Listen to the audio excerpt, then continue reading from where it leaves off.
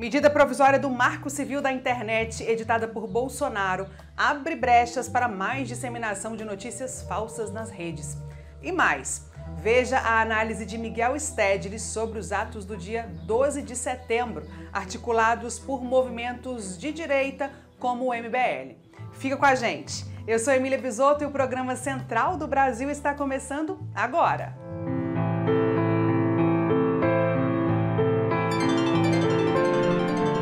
Central do Brasil. Os atos realizados neste domingo, dia 12 de setembro, convocados pelo Movimento Brasil Livre, MBL, reuniu grupos da direita e do centro. As mobilizações que não são da Frente Brasil Popular, Povo Sem Medo e a campanha Fora Bolsonaro reuniram algumas milhares de pessoas nas cidades de São Paulo, Rio de Janeiro, Belo Horizonte, Porto Alegre e Brasília. Miguel Stedley faz agora uma análise sobre as manifestações. Confira. Embarque imediato. As manifestações bolsonaristas não foram gigantescas, mas continuaram sendo suficientes para levar Bolsonaro ao hipotético segundo turno em 2022. Já a direita não bolsonarista chegou atrasada no Fora Bolsonaro e não conseguiu tirar da esquerda a direção e a hegemonia desse movimento. Já a hipótese do impeachment perde força, porque no Congresso e nos quartéis ninguém confia no general Mourão. Por isso ganha mais força a opção de caçar a chapa Bolsonaro-Mourão no TSE, mesmo que 4 anos depois da eleição, tornando Bolsonaro inelegível em 2022. Por isso, o medo de Bolsonaro com a ação dos ministros do STF e do TSE, Luiz Barroso e Alexandre de Moraes. Nos próximos capítulos devem se acentuar os conflitos dentro da direita, porque o relógio da direita não bolsonarista está em contagem regressiva, e logo eles vão precisar se decidir se ficam com Bolsonaro, se o derrubam ou se rende a uma candidatura Lula.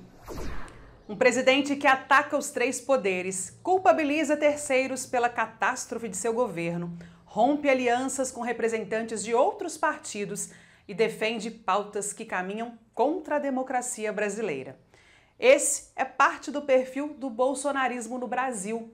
Criar uma sensação de falso controle, quando na verdade tudo está em total descontrole. Naya Tawani fala sobre o bolsonarismo no país. Vamos conferir. Nacional.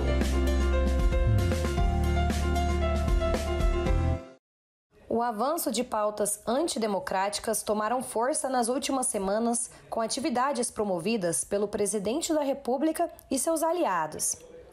O efeito do bolsonarismo foi às ruas no último dia 7 de setembro, onde entre as principais pautas autoritárias e conservadoras estavam o armamento da população e o fechamento de instituições democráticas como o STF. A postura de Bolsonaro aprofunda a crise sanitária e social no Brasil, como explica a cientista política Sofia Branquinho.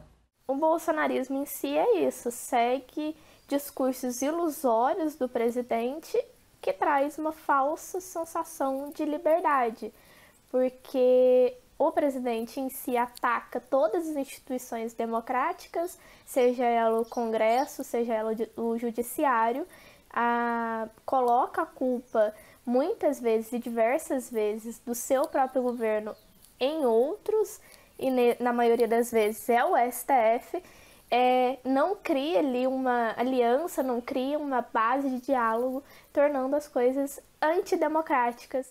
Seguindo os passos do bolsonarismo, caminhoneiros aliados ao presidente e a setores do agronegócio fecharam diversas rodovias pelo país. Entre as principais pautas, os motoristas pediram a destituição dos ministros do STF e também pediam intervenção militar. Essas manifestações ferem a liberdade e democracia brasileira em um dos momentos em que deveriam serem fortalecidas. É o que afirma o analista político José Penaforte.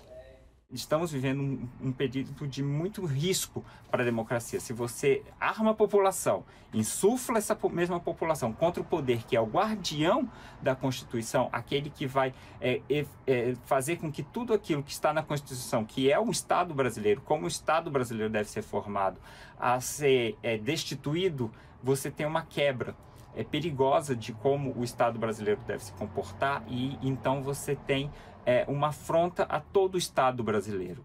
Após as repercussões negativas dos atos e mobilizações, Bolsonaro divulgou uma nota oficial dizendo que nunca atacou os poderes e assinou a carta utilizando o lema Deus, Pátria, Família, usado na Ação Integralista Brasileira, movimento inspirado no fascismo italiano. E nesta segunda, dia 13 de setembro, a Procuradoria-Geral da República sugeriu que a medida provisória que altera o Marco Civil da internet seja suspensa temporariamente e que há necessidade de que o tema seja discutido no Congresso Nacional. A alteração, que foi feita no último dia 6, visa reforçar direitos dos usuários da rede e combater a remoção arbitrária de contas e perfis, segundo o presidente. A manobra abre precedentes para que mais notícias falsas sejam espalhadas na internet e ainda evita a punição de quem já comete o crime. A senadora Zenaide Maia, do PROS do Rio Grande do Norte, é a nossa convidada do Entrevista Central desta segunda-feira. Numa conversa com Afonso Bezerra, a senadora fala sobre a lei, sobre os riscos e brechas que as alterações permitem. Confira. Entrevista Central. Olá, a Entrevista Central de hoje recebe a senadora Zenaide Maia, do PROS do Rio Grande do Norte. Em pauta, a tramitação da medida provisória 1064, que altera o Marco Civil da internet, e as perspectivas sobre os depoimentos da semana na CPI da Covid. Bem-vinda, senadora.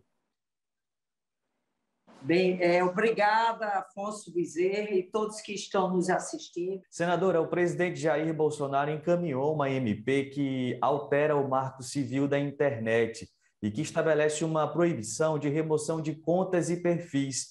Na avaliação da senhora, qual será o destino desta MP no Senado?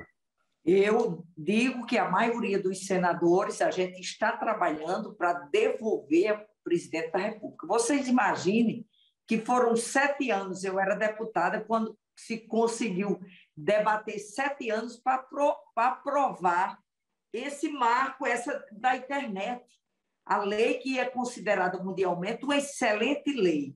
Agora, eu queria lembrar aqui, Afonso, primeiro, o presidente da República, que não está chamando muita atenção de vocês, é que ele vetou na lei número 14.197, agora 2021, os trechos que proibiu a divulgação em massa de notícias mentirosas, né? Enganosas, como o discurso de ódio, ao ataque à democracia. E agora o presidente quer alterar esse marco civil da internet, que foram 7 anos e não venham com a história de discutir, porque foi discutido durante 7 anos. Senadora, como é que a senhora avalia o fato de o presidente ter editado esta MP às vésperas de uma agitação política, cujo conteúdo central era formado por ataques à democracia? O presidente, assim, visivelmente, ele está querendo proteger essas pessoas que cometeram crime com a falsa alegação da liberdade de imprensa. E a gente sabe que não é. Você não pode estar mentindo sobre assuntos importantíssimos. É aquilo que eu digo que a população, a gente tem que olhar, é como se dissesse, olha, você não minta verbalmente, mas se você for transmitir essa mentira ou essa notícia enganosa, se for pela internet, você está liberado de qualquer crime.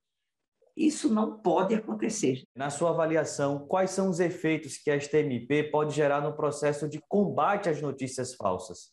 Aí acaba com o combate, porque quem vai ser criminalizado é quem estava combatendo as notícias falsas.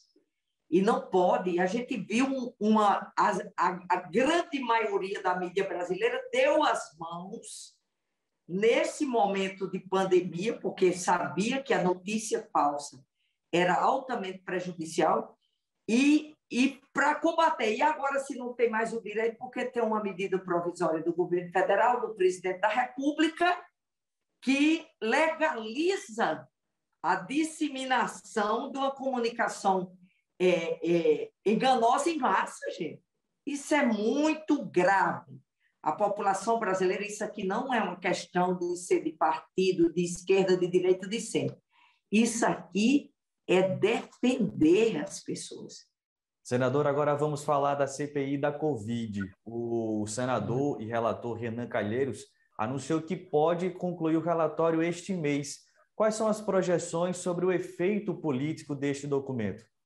A CPI, ela veio no momento certo. Por exemplo, ninguém tem dúvida da omissão e da ação do governo Bolsonaro em relação à pandemia.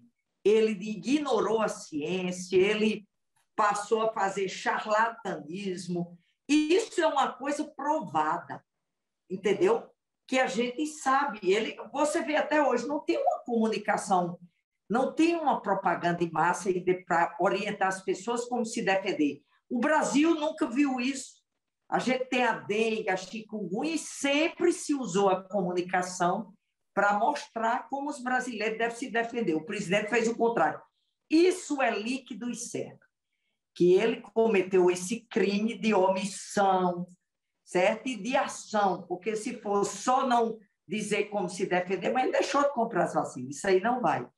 Essa segunda fase que não se esperava foi essa questão de indícios fortíssimos de crime, de corrupção ativa, passiva. Está aí, gente.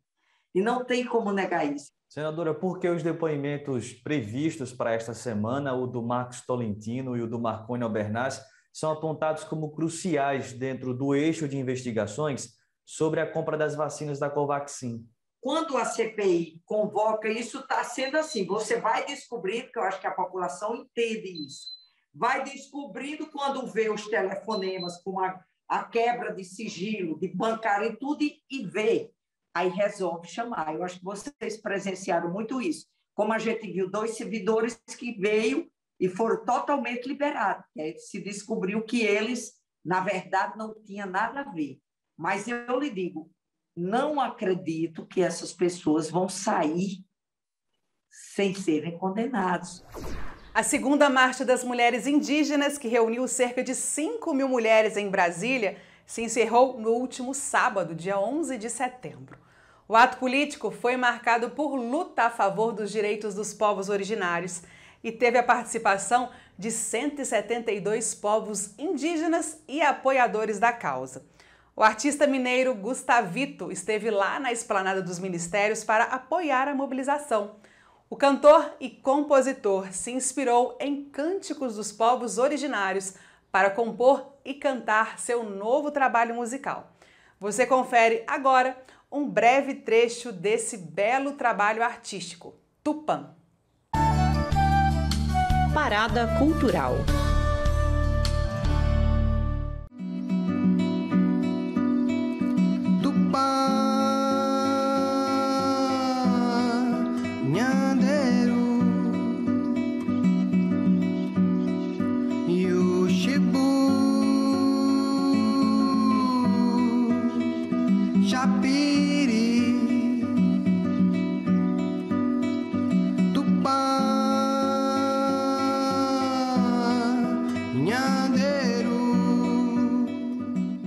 Salve pessoal da Central do Brasil, aqui quem fala é o Gustavito.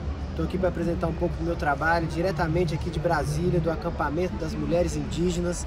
Estou aqui acompanhando esse processo lindo e ao mesmo tempo lançando um videoclipe novo, chamado Tupã. É uma música que honra os deuses nativos, os deuses ancestrais dessa terra e chama por proteção, pela proteção da nossa terra. E convido vocês a conhecerem o videoclipe, meu canal no YouTube, Gustavito, me encontram pelas redes, e fortalecer a luta indígena também, através desse rezo, desse canto. Muitas graças, tamo junto. Bom, e nesse clima cultural, o Programa Central do Brasil fica por aqui. Eu aproveito para te lembrar que é possível enviar a sua sugestão de pauta para nós. Basta nos enviar um e-mail para centraldobrasil@cpmedias.org.br. É isso. Eu te espero aqui amanhã. Até lá. Tchau!